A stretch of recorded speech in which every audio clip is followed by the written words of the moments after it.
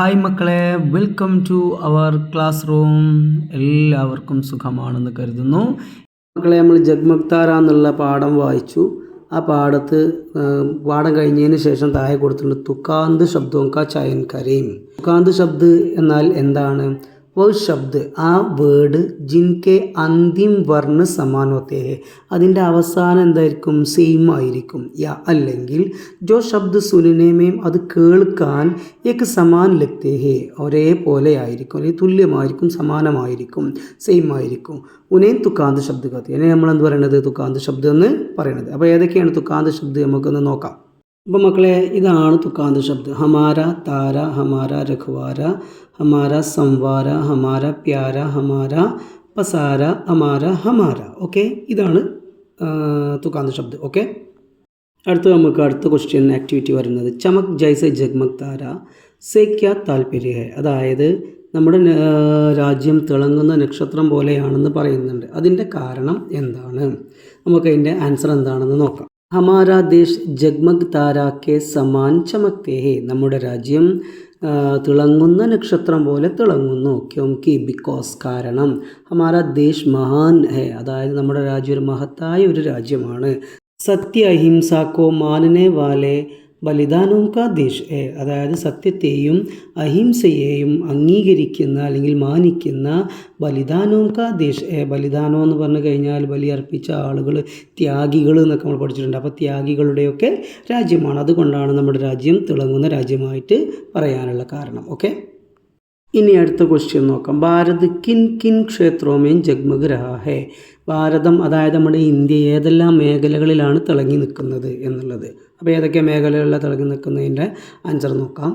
നമ്മുടെ രാജ്യം ഒരുപാട് മേഖലകളിൽ മുന്നിട്ട് നിൽക്കുന്ന ഒരു രാജ്യമാണ്. അതിലൊരു പ്രധാനിയായിട്ടുള്ള ഒരു മേഖലയാണ് വിജ്ഞാൻ. ദാറ്റ് മീൻസ് ശാസ്ത്രം. നമുക്കറിയാം APJ അബ്ദുൽ കലാം, അങ്ങനെ ഒരുപാട് ശാസ്ത്രജ്ഞന്മാർ നമുക്കുണ്ട് ഇല്ലേ? ആ മേഖലയിൽ തിളങ്ങി നിൽക്കുന്ന ഒരു മഹാന്മാരുള്ള രാജ്യമാണ് നമ്മുടെ ഭാരതം അല്ലെങ്കിൽ ഇന്ത്യ. അടുത്തത് എന്താ? ലിഖേം വിജ്ഞാൻ കെ അലാവ ഓർ കിൻ കിൻ ക്ഷേത്രോമേ ഭാരത് ജഗ്മഗ് രഹാ ഹെ, അതായത് ലിഖേം വിജ്ഞാൻ കെ അലാവ, ശാസ്ത്രമല്ലാതെ, ശാസ്ത്രം കൂടാതെ, ഓർ കിൻ കിൻ ക്ഷേത്രോമേം, ഏതെല്ലാം മേഖലകളിൽ ഭാരത് നമ്മുടെ ഇന്ത്യ ജഗ്മഗ് രഹാ ഹെ തിളങ്ങി നിൽക്കുന്നു. അപ്പോൾ ഏതെല്ലാം മേഖലകളിലാണ് തിളങ്ങി നിൽക്കുന്നത് നമുക്ക് നോക്കിയാലോ. അപ്പോൾ വിജ്ഞാൻ കഴിഞ്ഞിട്ടുണ്ടെങ്കിൽ അടുത്ത മേഖലയാണ് കല. ഓക്കെ, നമുക്ക് ഒരുപാട് കലാകാരന്മാരെ നമുക്കറിയാം. അതേപോലെ തന്നെ നെക്സ്റ്റ് മേഖലയാണ് കളികൾ, സച്ചിൻ, രാഹുൽ ഗാന്ധി, സാനിയ മിർസ, IM വിജയൻ, അങ്ങനെയുള്ള ഒരുപാട് ആളുകളുള്ള. അത് കഴിഞ്ഞുള്ളൊരു മേഖലയാണ് സാഹിത്യങ്ങളൊക്കെ. അതേപോലെ ഒരുപാട് സാഹിത്യങ്ങളുള്ള കലാകാരന്മാരൊക്കെ അറിയാം. അതൊക്കെ ഏതൊക്കെയാണ് നിങ്ങൾ സെർച്ച് ചെയ്ത് നോക്കുക, സാഹിത്യകാരന്മാർ ഏതൊക്കെയാണെന്നുള്ളത്. ഓക്കെ, അപ്പം എന്ത് ചെയ്യുന്നുണ്ട്? ഇങ്ങനെയുള്ള മേഖലയിലൊക്കെ നമ്മുടെ ഇന്ത്യ എന്ത് ചെയ്യുന്നു? തിളങ്ങി നിൽക്കുന്നു. നമുക്ക് അടുത്ത ക്വസ്റ്റ്യനിലേക്ക് പോകാം. ഏതാ അടുത്ത ക്വസ്റ്റ്യൻ? ഇസ് കവിത കാ ആശയ ലിഖേം. ജഗ്മഗ് താര എന്ന് പറയുന്ന നമ്മുടെ പാഠഭാഗത്തിൻ്റെ ആ ബാലകവിതയുടെ ആശയം എഴുതാനാണ്. അപ്പോൾ നമുക്ക് ആശയം എഴുതാം. അപ്പോൾ ആശയം നോക്കുക. ജഗ്മഗ് താര എന്ന് പറയുന്നത് ഹിന്ദിയിലേക്ക് ഒരു സുന്ദരമായിരിക്കുന്ന ബാലകവിതയാണ്. ഇസ്മേ ഇതിൽ കവി ഭാരതത്തിലെ വിശേഷതാവും കെ ബാരേമേം, വിശേഷതകളെ കുറിച്ചിട്ട് കഹത്തെ ഹെ പറയുന്നു. ക്യോംകി, എന്തുകൊണ്ടെന്നാൽ ഹമാരാ ദേശ് മഹാൻ, നമ്മുടെ രാജ്യം എന്ന് പറയുന്നത് ഒരു വലിയ മഹത്തായ രാജ്യമാണ്. സത്യ അഹിംസാ കാ ദേശ് ഹെ, നമ്മുടെ സത്യത്തിൻ്റെയും അഹിംസയുടെയും രാജ്യമാണ്. ആസാദി കേലിയെ ലഡ്നെ വാലെ, അതായത് നമ്മുടെ സ്വാതന്ത്ര്യത്തിന് വേണ്ടി പോരാടിയിരിക്കുന്ന ബലിദാനോം കി ദേശ് അല്ല മഹാന്മാരുടെ അല്ലെങ്കിൽ ത്യാഗികളുടെ രാജ്യമാണ്.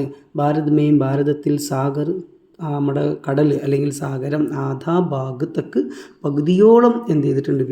പരന്ന് കിടക്കുന്നതാണ്. ഇസ്ലിയെ, അതുകൊണ്ട് ഹമാരാ ദേശ് ജഗ്മഗ് താരയ്ക്ക് സമാൻ ഹെ, അതുകൊണ്ട് നമ്മുടെ രാജ്യം എന്തിന് തുല്യമാണ്?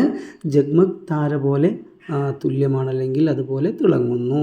ഓക്കെ, അപ്പം നമ്മുടെ ഈ പാഠഭാഗം എല്ലാവർക്കും ഇഷ്ടപ്പെട്ടു എന്ന് കരുതുന്നു. വീണ്ടും നമുക്ക് അടുത്ത ഭാഗമായിട്ട് വീണ്ടും കാണാം. അതുവരെ എല്ലാവർക്കും ബൈ.